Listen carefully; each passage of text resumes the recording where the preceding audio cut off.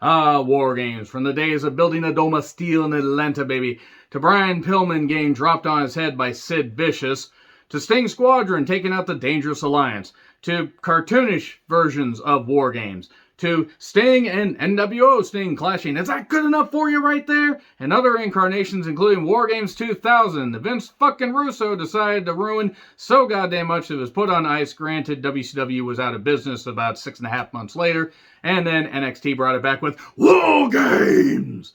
And then AEW decided to do their own variation with blood and guts and broken glass and tacks and a whole bunch of other stuff and ripping up the ring and doing everything else except setting the ring on fire. I'm amazed they'll probably end up doing that with the next incarnation.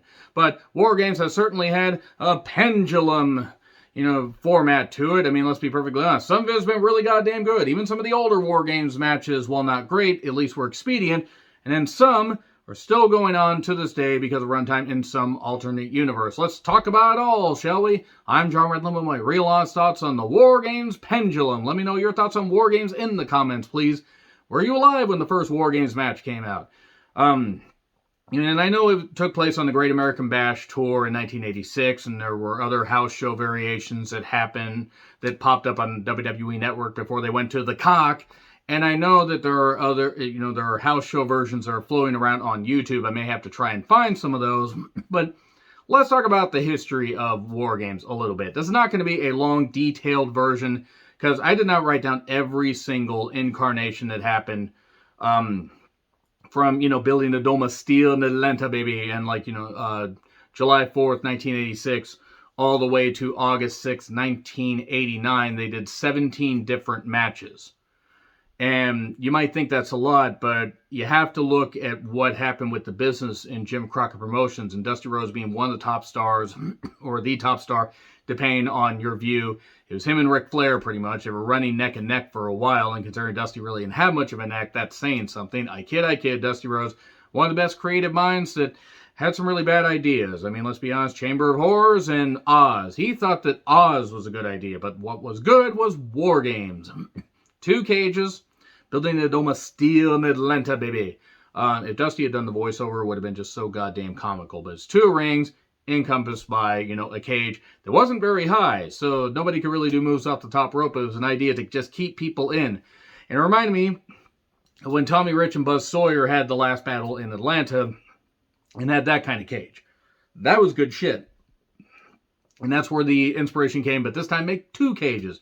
And it was 2 rings, and it was 5-on-5. They would flip a coin that the heels would always win. And there were variations of the Horsemen or other heels who took on Dusty and his supergroup. And, the Great American Bash Tour in 1986. It's been talked about on podcasts, namely Jim Cornette's podcast, where him and his co-host, Great Brian Lassie, talked about the 1986, 1987, 1988 editions that had great business in some markets, not so great business in others. And like I said, between July 4th, 1986 and August 6th, 1989, during the tours, and even though they had the Great American Bash Tour in 1989, that's when Jim fucking Herd was part of that. God, I wish Jim Herd wasn't on this earth anymore for what he did to professional wrestling. Piece of goddamn shit. 17 different variations, or 17 different matches with a new combination. They did have Big Bubba at one point beat the shit out of Dusty, and he'd only had a few matches because Dusty saw big things in Big Bubba, and he was hitting him for real in the head, and actually you could hear it, like in the tape or the recording of it is floating around on YouTube, and you can actually hear the smack of the flesh. Some of the events were held in big stadiums, some were held in big arenas, and the tours were pretty successful. Not in every single market, but in a lot of strongholds they were. And War Games gained a lot of fucking notoriety and buzz and everything, and people wanted to really turn out to see that. Now, during that whole period from July 4th, 1986 to August 6th, 1989, there was one on pay-per-view, and that was a Great American Bash 1989. That was the Faces against Kevin Sullivan's group, Road Warriors, Jimmy Garvin, Dr. Death, Midnight Express, and then there were others there as well. There was Kevin Sullivan's group. I'm trying to remember the people that were in Kevin Sullivan's group. I didn't write all this stuff down. I'm trying to do some of this from memory. But the idea was, I believe it was Precious. Precious or Sunshine. I lose track sometimes of which one Jimmy replaced which with. I think it was Precious, actually. But she was there, and she was Jimmy Garvin's wife, and Kevin Sullivan, being the creepy satanic guy that he is, in gimmick, decided that he was going to try to get at Precious, and she kept the key so everybody could get out. But then Kevin Sullivan was in there with her, and they had to get bolt cars, and they had to find a way to get that. But that was a 3-tiered cage, and that was Great American Bash 1989 that actually was one of the few good things that happened in 1989 as far as a pay-per-view, because, well, they actually knew what the fuck they were doing. Well, the wrestlers went out and actually did stuff, and they drew a pretty goddamn big house in Baltimore. Baltimore kind of became the home of the Great American Bash for a while. But then it was well, there was, a couple house shows, like, there was the August 6, 1989 edition. I said that date so many goddamn times, it's lost all fucking meaning. It's burned in my skull. I will never forget it. Wait, what was I talking about? Anyway, they then put it on ice for about a year and a half. They had the Horsemen. Larry Zbyszko was a member of the Horsemen for some reason. Somebody was injured. I want to say it was Arn. It was Arn or Barry. It was Arn or Barry that was injured. And they took on Sting, Pillman, and the Steiners. So Sid was part of the group, and Sid dropped Pillman on his head. I mean, literally, because you had the thing so goddamn low that he couldn't pick him up for the powerbomb, and he ends up accidentally, and he didn't mean to. He didn't mean to. He just forgot, because he gets so used to doing a movie, he dropped him on his head. And actually, it reminded me of when J.J. Dillon got injured at one of, if not the first, War Games match where the Road Warriors did the Doomsday device, and he actually separated his shoulder and never got operated on. It still has a hump sometime. His hump is lovely. Anyway. But the whole point that I'm saying about these various War Games matches is any of the ones that happened between that 3-year period on the Bash tours and stuff like that never went more than 25 minutes max. And the one at the Great American Bash Tour, 3-tier cage match, yes, you had the aftermath with Kevin Sullivan and Precious, as I said. But it was 22 and a half minutes. Okay, good. Bam. Expedient. And then the one that I just mentioned about the Horseman versus Sting and his friends, just under 22 minutes. Yes, entrances and whatever and that kind of stuff, and they gave it enough pay-per-view time. But still, Sting's Squadron taking on the Dangerous Alliance. Bobby Eaton ended up taking the fall for that because Zbyszko accidentally hit him and his arm was hurt. And then he got his arm worked on. And it was Sting, Dustin, Pillman. I want to say the Steiners also were there. I want to say they were. Dangerous Alliance was Austin, Rude, Anderson, Eaton, and Zbyszko. Back before Larry Zbyszko kept saying New World Odor and Marcus Alexander Bag Smell. Why he thought that one was funny, I don't know. But it was at Wrestle War 1992. A very good pay-per-view, by the way. In fact, 1992 had really good pay-per-views overall. That was one of the few things Bill Watts did right. Can't necessarily say that everything he did was right, but nevertheless, 23 and a half minutes. Again, maybe encompassing entrances and all that, 30 minutes. There you go. Sting's team versus Sid's team, the Shockmaster, right after he had made his shocking debut and tripped. Fall Brawl 1993. This was when they went to 4 each. So they went to 4 people each. That's fine. It was just under 17 minutes. And just Shockmaster got the victory, which further proved that from Wrestle War 92 to Fall Brawl, they went down significantly in quality. And then we got another comedy variation, Dusty's team, which I believe was Dusty, Dustin, and the Nasty Boys, against the Studs Stable. And Terry Funk, I believe, was part of that, if I remember right. I know Bunkhouse Buck was. And Ron Fuller got, the Colonel, rather. He got the figure 4 put on him, and apparently he shit his pants, according to Dusty. I don't remember if it was Dusty or just somebody that was else was in the match say. I think it was Dusty. That was Fall Brawl 94, and that was 19 minutes. Then you had Hogan's team. Vader was supposed to be on Hogan's team, but Vader and Paul Orndorff got in a bit of a scuffle, and I believe Vader got fired. And this was just a couple weeks after the debut of Nitro. And they took on the Dungeon of Doom. Doom.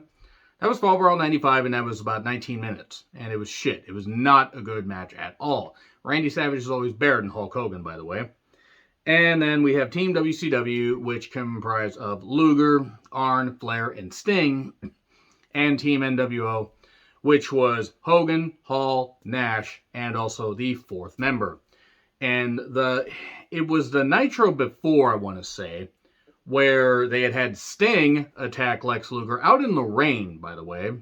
Out in the rain. It was like rain when your best friend betrays you, and it's a free ride if you've already paid. Terrible rendition of Ironic, nevertheless. Because it was Sting. Oh, I saw you. I saw the look in your eyes. And it wasn't Sting, but Jeff Farmer, I believe that was his name, he looked enough like Sting from a distance, and actually with the face paint, like, he obviously wasn't Sting. He couldn't, ow! He couldn't do that. He couldn't beat his chest necessarily like Sting, ow. But he could, no wonder I couldn't be a wrestler. I can't take any pain, and I'm not athletic at all. Like, pretty much a lot of the goddamn fans that have watched this stuff and used to watch this stuff. But the whole idea was building up to this. It was a great, great, great fucking War Games match. Probably my favorite War Games match outside Sting's Squadron versus the Dangerous Alliance. Because it was just great. You had Sting, you had the fake Sting come down, and everybody's deflated. But everybody could tell it wasn't. They're like, we want Sting, we want Sting. And then suddenly, the fourth member, Sting, comes out. He was telling the truth. He just cleans out just everything. I'm getting goosebumps just thinking about it at any point. Is that good enough for you right there? That match with the aftermath. The entrances, the aftermath with Randy Savage beating up Hogan and all that stuff. Maybe 30 minutes. And it was great. It didn't overstay its fucking welcome. Also, Arn Anderson got badly hurt and couldn't really wrestle much after that. But then, War Games starts to fall into a hole. Team WCW versus Team Horseman versus Team NWO. I skipped a year there. Fallbro 1997, that's when Hennig turned on the Horseman after Arn gave him his spot. That was 20 minutes, and it wasn't that good. So let's just move on from that. Team WCW versus Team Hollywood versus Team Wolfpack. Team WCW, if I remember right, was Piper, DDP, and Ultimate Warrior. By the way, fuck the Ultimate Warrior. I'm glad he's dead. Mr. Quirin doesn't make the world work. Hopefully his daughters grow up to be smarter than him. Not that they'll have to try hard. Team Hollywood, which was Hogan, Stevie Ray, and Bret Hart. And in Team Wolfpack, I want to say it was Sting, Nash, and Luger. I know Sting and Nash run it, and this is Fallbro 98, and 9 guys, and it was 20 minutes. Warrior, of course, being an idiot and partially tearing his bicep trying to do a gimmick spot, because Warrior couldn't do anything because he was fucking clueless. And the idea with this one is they changed it up a little bit, and you could win at any point. You could pin the first guy that got in there, and then that would be it. That would be a really short War Games match. Of course, at least it was a better War Games match than, well, roughly about, 2 years later. Kevin Nash, Jeff Jarrett, Scott Steiner, and the Harris Brothers versus Booker T, Goldberg, Chronic, and Sting, War Games 2000, November 4th, 2000. And it was one of the highlights, I guess, of Russo's run in WCW. And it was 15 to 18 minutes. It might have even been less than that. It felt like it lasted about 2 centuries. And Nash would win the championship. And it was just really, really bad stuff. It was really, really bad television. Like, really, really goddamn bad television. And it was a terrible variation of War Games. It was a 3-tiered thing and everything. The 3-pronged cage that they featured, the Ready to Rumble cage variation. Except we didn't. Ready to Rumble is some movie that I will probably end up retro-reviewing, even though I hate myself for it. But then 17 years being put on ice, just a little bit over. They decided to bring back War Games in NXT. Okay, that's fine. Whatever, it's about a year and a half after Cody left. Now Cody's back with WWE, but nevertheless, this is the Undisputed Era. It was Undisputed Era. It was, let's see. It was Cole. I want to say it was just the Undisputed Era, of course, led by Adam Cole, baby, AOP, Roderick Strong, and Sandy. Actually, it was 3-tiered, I believe, if I remember right. I remember this being 3 different teams because it was the Undisputed Era before Strong joined them. Yeah, it was 3 teams because it was really, really confusing. So it was TakeOver War Games 2017, and it was about 37 minutes, and they had the cages there in the front. Look, I understand what they were trying to do, and putting a new spin on something isn't a bad idea, but there was no need to make a 9-man War Games match 37 fucking minutes. This is where things just started to get out of control. I'm going to explain something about the window for War Games really, really quickly, and I'm going to get to the rest of the stuff. Once you get that final member in there, your clock is ticking to hold the interest of the fans. Once that last entrance happens, you need to make sure you go quick. Maybe 3 minutes tops. It's because other people are beat down, from the very opening people to people that maybe were taken out by a weapon or whatever. But then it just got to where people were bringing in tables, bringing in chairs, bringing in all this stuff. And this got to where, the last person got in, and then it just kept going. It kept going. It kept going. It kept going. And I remember liking this, and I remember not minding the variations that they did. But looking back on it, there is a reason why these matches exhausted the crowd and exhausted the viewing audience. They don't need to be over 30 minutes. That's not what War Games is supposed to be about. And then it was undone by, that record was undone by Peter Dunne, Ricochet, and the Raiders taking on the Undisputed Era the next year at War Games, with Roderick Strong teaming up with everybody. Adam Cole, baby. 47 minutes and 10 seconds. Fuck off. For 8 people. Cut that to 27. If you really need to go a bit long, fine. But it just got to where everybody was doing everything, and weapons, and this and that, and this kind of stuff, and it was just ridiculous.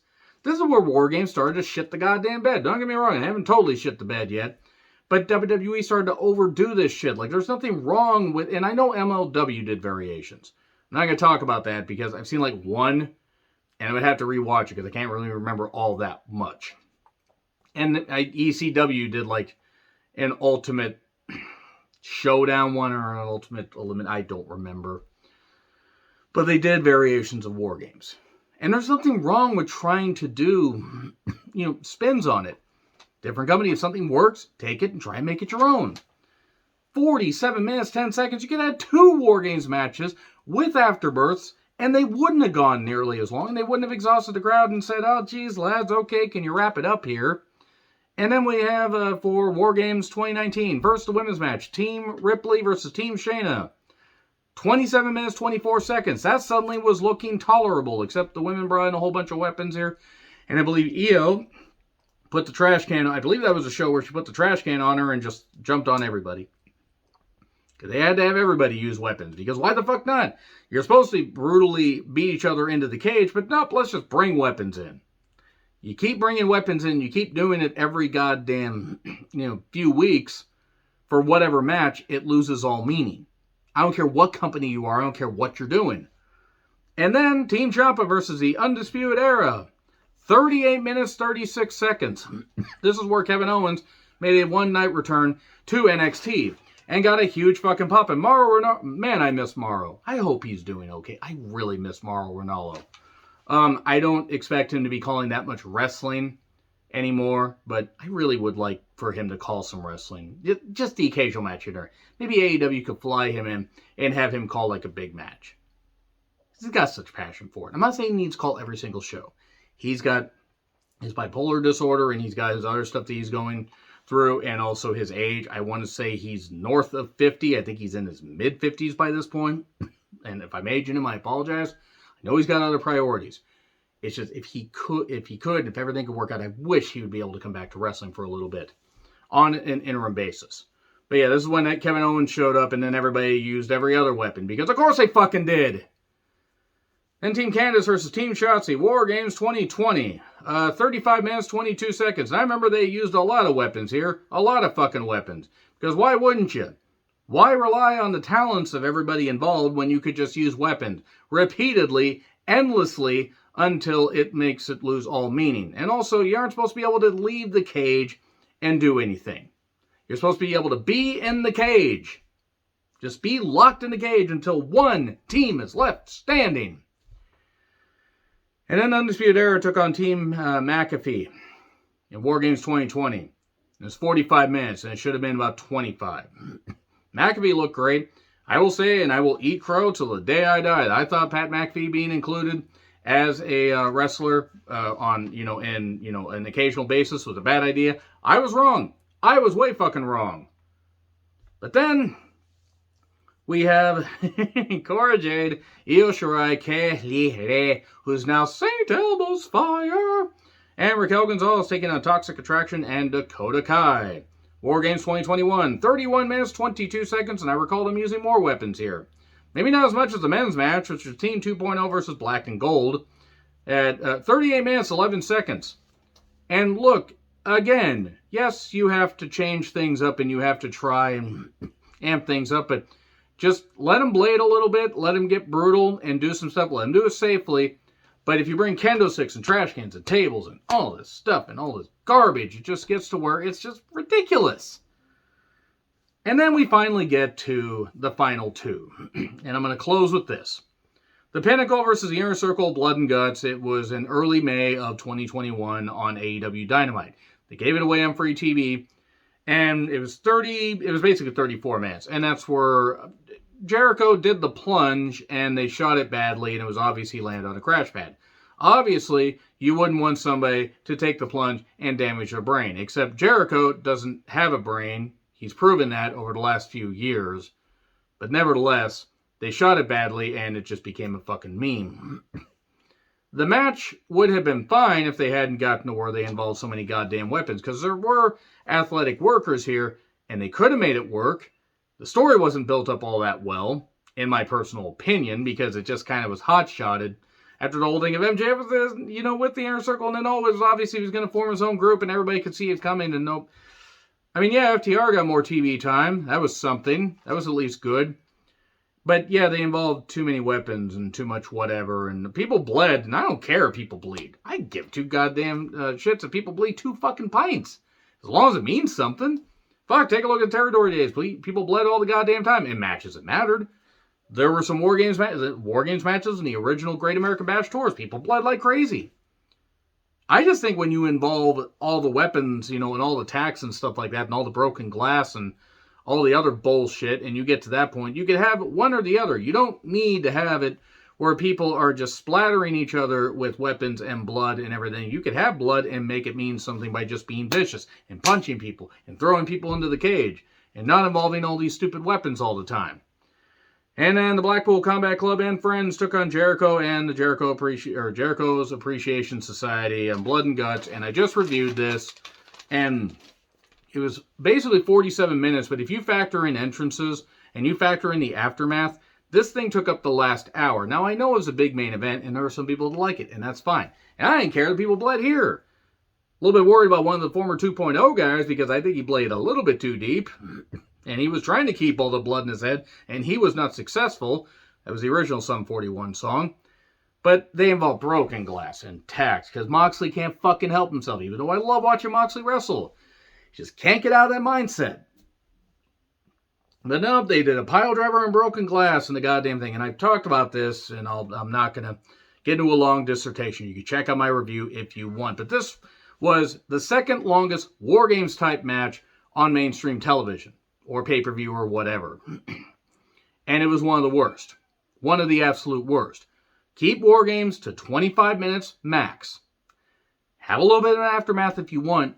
Make it bloody, make it brutal. Make it just bam, bam, bam, bam. Make moves register, but don't have it so stretched out to where when the final person enters, you still have 20 fucking minutes left of the goddamn match. That's fucking stupid. And also 12 people? 12 goddamn people? Just have everybody in the goddamn roster face each other. Hell, do a goddamn women's War Games match, or Blood and Guts match, and have it be 20 on 20. Do 3 rings. Have it be World War III again. My whole point is that War Games has been on the fucking pendulum. No, I'm not going to say the original incarnation was perfect, but it was simple. It was good for storylines. Everybody got involved in something. And now it's a match. It's like a match that needs a feud. You're a stipulation that needs a feud instead of a feud that needs the stipulation to end. And my whole point is that War Games used to mean something. And unfortunately, it's gotten to the point in the last few years in both companies. I wouldn't blame on both companies here, where there's elements of good ideas here, And if they just wouldn't stretch the goddamn thing out to the point where it felt like it was lasting for a goddamn century, or centuries, like Fallout Boy once said, because you'll remember me for centuries, that's where it just gets fucking ridiculous. So that's what I'm sticking with.